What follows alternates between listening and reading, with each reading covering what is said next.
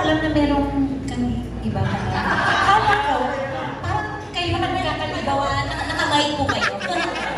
Eh kasi, alam mo, I follow them both on Instagram. Pero siyempre, pag yung algorithm, hindi ko kita laging nakikita. So hindi ko alam na meron. Kala ko, kaya nasabi ko kayo na ba? Kasi gusto ko sila.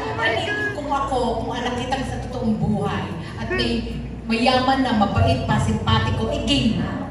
Diba? Yun, kaya katanong, kayo na ba? Hindi ko alam na meron. Sorry na. Hindi ko nakikita lagi sa algorithm. Kaya pala si Tita A, hindi niyo po rin nakikita. Kaya po rin katanong, nagtatanong ka siya dito. Diba? Hindi ko na alam. Kasi kung maganda, pwede. Ibig sabihin mo ba, effective? Effective. Kinikilig ka ako sa inyo. Hindi chika kilig ko. Hindi ako mga parang comment pa doon kay Direk, di ba? Talagang kinilig ako sa trailer. Sorry naman. Talagang kinikilig ka. Kaya pala tanong ka ng tanong Tita A dito. Kanina pa. Yung siguro, pasalitain natin the rest of the cast. Ay, sorry po. Lahat listening. Lahat kinikilig. Sorry po. What is the question po? Kayo na ba, Divine? Kami na. Oo, matagal na. Kasi last question ko, babalikan ko talaga si Barbie at saka si David. So, yung sabi ko sa inyo, yung discoveries niyo working with each other in this particular movie. Ako po mas maraming akong eksena kay Barbie at talagang gusto ko yung work etiquette ni Barbie. Talagang very good ka. Ang galing talaga niya. Very good talaga yung etiquette niya. Talagang, alam niyo ba, an actor prepares. Si Barbie, she prepares a lot. Talaga. Kaya may mga eksena na minsan nakakalimutan ko makaka-eksena tayo nanonood ako sa'yo. Totoo, kasi minsan nabubulol kasi natutuwa ako sa preparation ni Barbie as an actress. Sana maging national artist ka. Manifest natin yan. Manifest ko yan. Magiging national artist si Barbie Cornesa. Bata ako. Manakot ako. Yan po. Yun po yung discovery ko sa iyo. Dahil sa pag-libre ko po kasi. Oo. Kapi naman dyan. Joke. Ako naman po ay second emotion kasi bilang bago pong artista, medyo sobrang pressure po talaga ako, especially kapag yung scenes ko with Barbie and David. And halos lahat po ng scenes ko in this movie is with Barbie and David lang talaga. So minsan, yeah, sorry Derek, pero you know, I kind of forget my lines, ganyan. Pero sobrang galing po talaga ni Barbie talaga. As in, sobrang dami ko rin naka-work ng mga ibang artista. Si Barbie lang talagang top 1 na mapapahanga ka talaga while she's acting in front of you. At saka lagi siya nagpapakapi sa akin. As in, 3 times a day kami nagkakapi sa taping.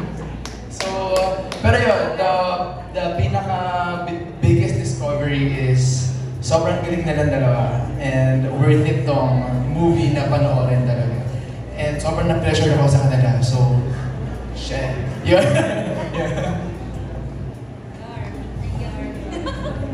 Tita, so feeling ko, kasama ko lagi si Adam eh. Nung una, kala ko sila talaga. Kasi hindi ko naman alam yung love team nila eh. Kung ano-ano, Barda. Pero yung nasa set kami, parang meron eh. So, ako, sobrang forward na, David, ano ba? David, ano ba? Trip mo ba si Barbie? Tapos, hindi niya ako masagot minsan. Ano to iba? Diba? Inuman? Trip mo Ganun yun, diretso. Wala nang padalos-dalos. Okay. Pero like what David said, Tita, when you're working together with someone for so long, you spend so much time, there's a big chance. And they're both great people. They're both great actors and an actress. And there's a big chance. But that's all up to them na. So we just have to wait and see, right? Wow, nandun yung pressure. Alam ko marami pang gusto magtanong, but let me ask one last question. David. parang nagugulan si David eh. David. May beer ba dyan, beer? Is there, may time ba na parang nakakaramdam ka ng pressure? because of this love team.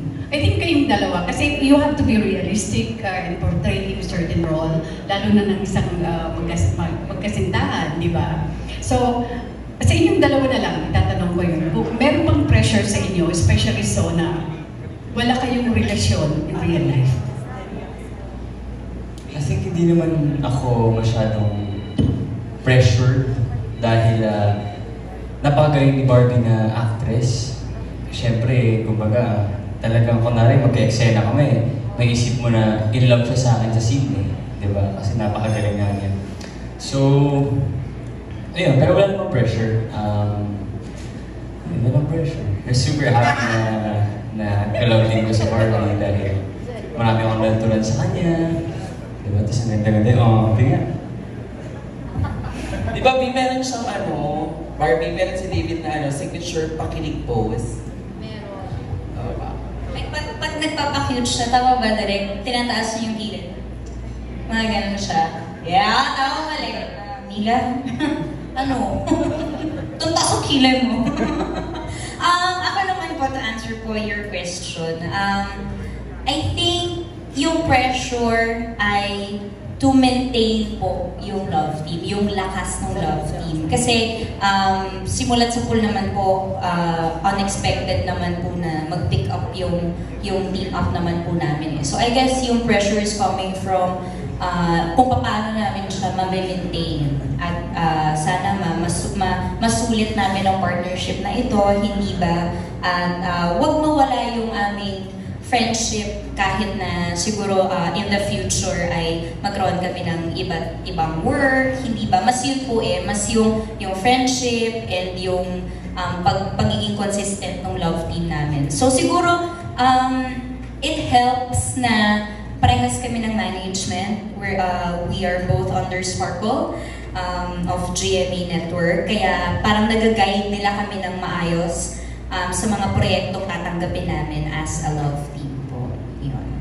Thank you so much and good luck and congratulations.